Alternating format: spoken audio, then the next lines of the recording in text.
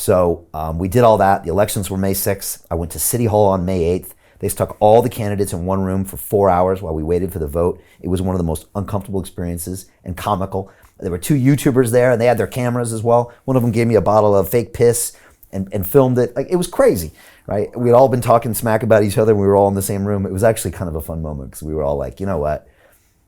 We're finally done, and you have to respect all of us because we went through this crazy journey. So I was there with Lauren Fox and Sean Bailey and the YouTubers, and the current mayor didn't show up till the last minute, and then he accepted, and then he won. So that was May 8th May 8th on the Saturday. On the Monday, I came back to London Real, and I thought, what's next? And if I'm honest with you, Alex, I had been eyeing the DeFi markets for a couple months, and I had been watching what you guys had been up to. And I thought to myself, there's something powerful here. And so my next reaction was to investigate this space. And again, I've been getting the messages here on London Real for almost a decade. You know, Max Kaiser was here in 2013 talking about Bitcoin. Andreas Antonopoulos was here in 2015, 2017, 2019, talking about the internet of money, the future of money, before we really saw it happening, before we really saw smart contracts in Ethereum or DeFi. Tika Tiwari was here telling us all about these potential coins. And I know Tika, and I bought the coins, but I still didn't listen, you know, I didn't get it. And then I got it. And I looked at the numbers, the amount locked, the DeFi summer of 2020. I looked at my own history on Wall Street, and the innovation was stuff like I was doing in the 1990s, except now you had it decentralized. And I saw a way to finally break the stranglehold the banks have on people, not only on their money, but their mentality. And I thought, I'm all in. So I took the team. We didn't even have a break. And again, I got to shout out my team. They're amazing. And we went right in to creating the DeFi Academy. And we started broadcasting the best voices in the DeFi crypto asset and blockchain space and putting them right in the chair. And that's all that my London Real viewers have gotten for the past 6 months. Some of them are saying, Brian, what's going on? When are you going to get back to normal? Some of them are saying, we get it and we're in. Some are joining. But I'm on this mission now. And that's how I met you.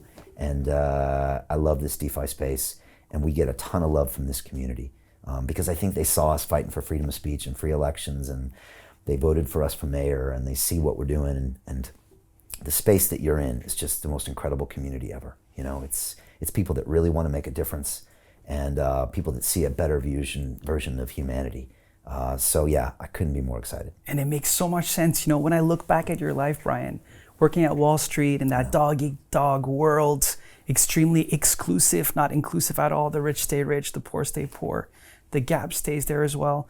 And then you had the issue with YouTube where there's a lack of censorship resistance, which is one of the main problems that the blockchain solves. And then you had all these people around you, like just, you know, literally whispering Bitcoin, crypto, DeFi. And then on top of that, you go and you realize that the police is being political, where you would like something neutral, which again is related to the blockchain. And then you connect with the community across London, where you feel their pain, you feel their stories, and you feel like, I want to serve the community, hopefully not just in London, but even across the world. Is it kind of like, because I feel like this interview is really going through your life and your highest highs, your lowest lows, but also your seek for purpose. And is it a combination of these events, just like with London Real, what made you feel this is my new purpose?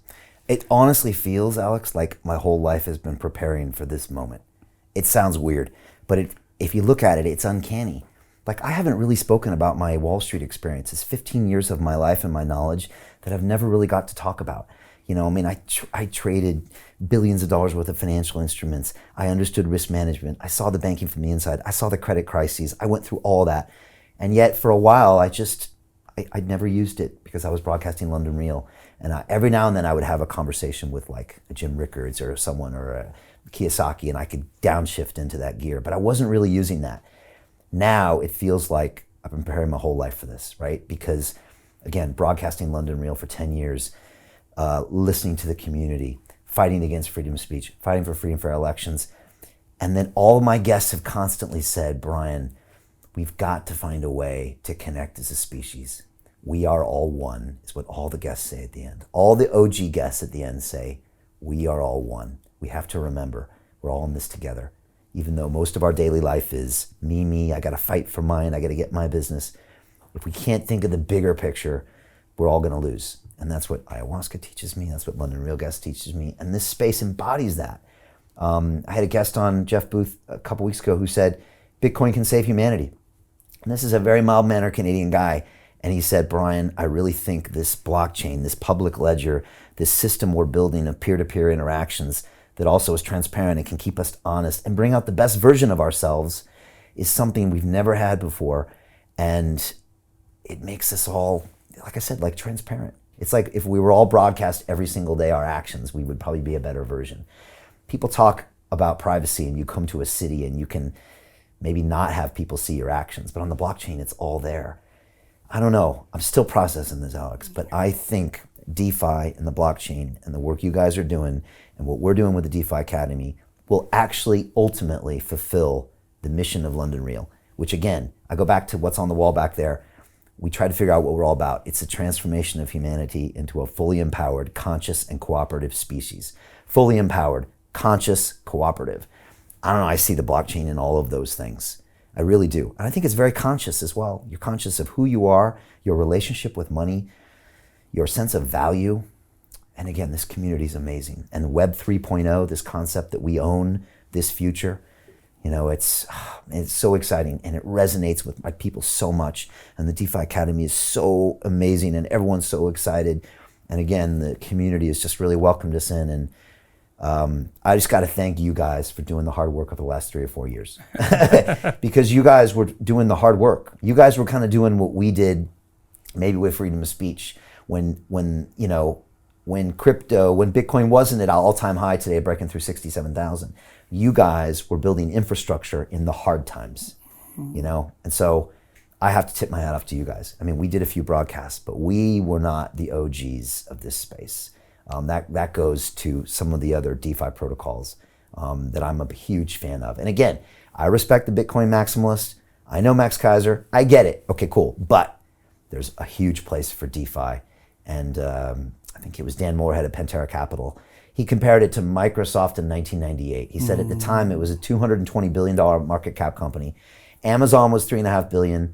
Apple was $2 billion. And he said Google and Facebook were zero because they didn't exist. Fast forward 20 some years, Microsoft did 10x, which is great, but the other companies did a 500x.